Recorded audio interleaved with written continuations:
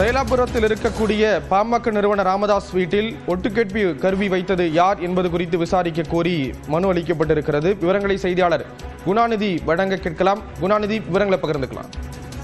வணக்கம் ஸ்ரீராம். அதாவது பாமக நிறுவனர் மருத்துவர் ராமதாசருடைய அவருடைய இல்லத்தில் அவர் உட்காரும் இருக்கைக்கு அருகே ஒட்டுக்கேட்பு கருவி இருந்ததாக கடந்த 11ஆம் தேதி விருதாச்சலத்தில் நடைபெற்ற கட்சி நிகழ்வு ஒன்றில் பாமக நிறுவனர் மருத்துவர் ராமதாஸ் தெரிவித்திருந்தார். அதனைத் தொடர்ந்து 12ஆம் தேதி சென்னையைச் சேர்ந்த